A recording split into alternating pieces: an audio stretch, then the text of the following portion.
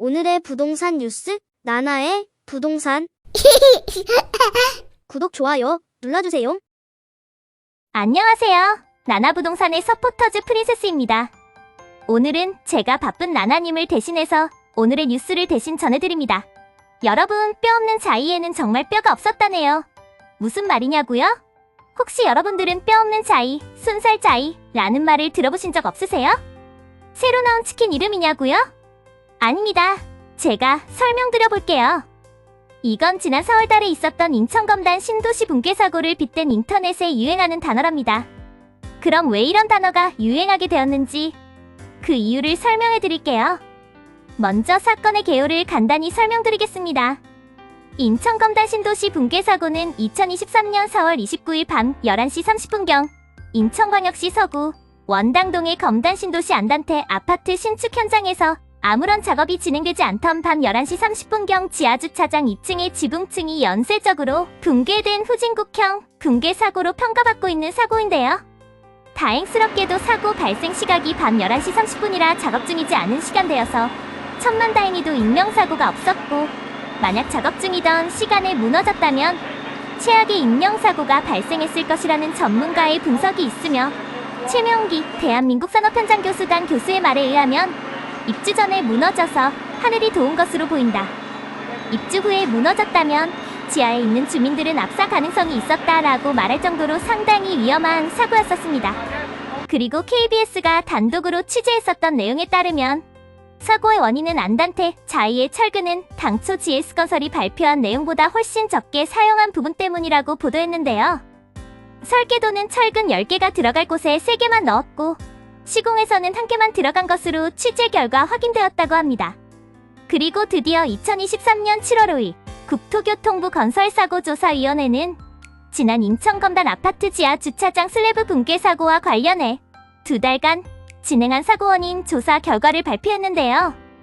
조사 결과의 내용을 요약하면 붕괴 사고의 원인은 설계와 시공, 감리 등 전 단계의 총체적 부실인 것으로 밝혀졌다고 합니다. 필수적으로 들어가야 하는 철근이 대거 누락됐으며 품질이 떨어지는 콘크리트가 타설되었다고 합니다. 철근 누락은 설계부터 감리, 시공까지 각 단계별 총체적 부실이 겹치며 발생했다고 하는데요. 우선 설계 도면의 기초가 되는 구조 계산서에서 철근 설치 표기를 빠뜨렸다고 하네요. 기둥 32개소의 철근이 모두 필요하지만 15개소의 철근 표기가 누락됐다고 합니다. 그리고 감리 단계에서는 도면을 확인하고 승인하는 과정에서 이 같은 문제점을 찾아내지 못했다고 합니다. 즉 철근을 넣을 걸 안 넣었고 콘크리트는 부실한 제품을 사용했고 감리 단계에서도 이걸 확인하지 못한 게 사고의 원인이라고 한 겁니다. 이 검단 신도시 안단태 아파트의 시공사가 GS건설이고요. GS건설이 밀고 있는 아파트 브랜드가 바로 자이입니다. 이젠 순살 자이, 뼈 없는 자이라는 말이 이해되셨나요? 그리고 정말 뼈 없는 자이에는 뼈가 없었답니다. GS건설은 올해 1분기 매출 3조 5,126억 원, 영업이익 1,590억 원을 기록했습니다. 최근 철근 가격은 하락하기는 했지만 코로나 시기, 물류비의 증가 및 원자재 가격의 급등으로 인해 철근 가격이 많이 상승했었던 기간이 있었습니다. 바로 이 부분 때문에 많은 시민들이 뼈 없는 순살 아파트가 전국에 어딘가에 더 있을 거라고 걱정을 하는 이유입니다. 코로나 시기, 공사가 진행되었던 아파트들이 지금쯤에 입주를 할 시기가 되었기 때문이죠. 물론 모든 아파트가 부실 시공되었다고 생각하는 것은 잘못된 생각일 겁니다. 우리나라 아파트 시공사의 건설 역량은 세계적으로 알아주는 수준이기 때문에 그런 후진적인 문제가 발생할 확률은 상당히 낮습니다. 그런데 이 문제에 있어서 건설 시공상의 실수라기보다는 일부러 비싼 철근을 누락한 게 아닐까? 라고 보는 시각이 많습니다. 나나님도 아파트 건설 현장에서 단연간 일해봐서 어느 정도 현장에 대해서는 아는 부분이 있는데 사실 철근을 빼먹고 작업이 들어간다는 게 최고 수준의 건설 역량을 보유하고 있는 GS건설 같은 대형 건설사에서는 실수로 발생하기 어렵다고 하네요. 그것도 한두 개가 아니라 절반 이상에 해당하는 철근이 말이죠. 이번 국토교통부 발표 결과에서 철근이 누락된 거는 사실로 확인되었고 이게 과연 실수냐 고의냐 하는 문제가 남아있는데 이건 여러분들의 판단에 맡기도록 할게요. 그럼 누리꾼 이야기 들어보고 마무리할게요. 범죄 기업의 경영진을 비롯한 관계자 모두 법정 최고형으로 처벌하고 범법 기업의 건설면허 취소도 고려해야 한다고 본다.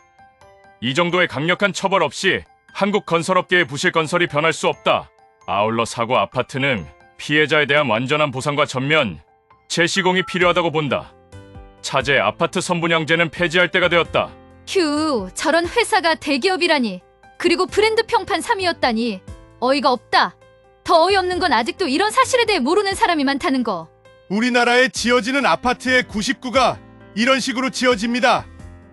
아파트 건축공사 관련 업자들끼리 철근 빼돌려서 현금으로 챙기는 일은 오래전부터 지금까지 공공연히 알려져 온 사실입니다. 그런데 이런 실태를 알면서도 누구 하나 신고하는 사람이 없다는 게 안타깝습니다. 이 댓글에 다른 누리꾼이 답글을 달았네요. 우라버지 나이 드셔 건설 현장 경비 서시다가 트럭이 밤마다 들락날락거리며 철근 실어 나르는 것을 항의했다가 앞니가 부러지도록 맞았고 누구 하나 도와주지도 않았습니다. 떼돌리는 것이 관례인 모양입니다. 그러니 아파트니 건물이니 안전이 보장되지 않는다고 보아야 합니다. 건설의 모든 책임을 관여한 업체들이 모두 100% 책임지도록 하여야 하고 사람의 목숨을 가지고 장난을 쳤으니 벌금도 어마무시하게 물리고 처벌도 가중처벌해야 할 것입니다. 시공사 시공 담당 업무 태만, 협력사는 철근 빼먹고 돈은 다 챙기고 고철 팔아먹고 감리는 뭐 했을까? 향응 대접받고 눈 감아준 걸까?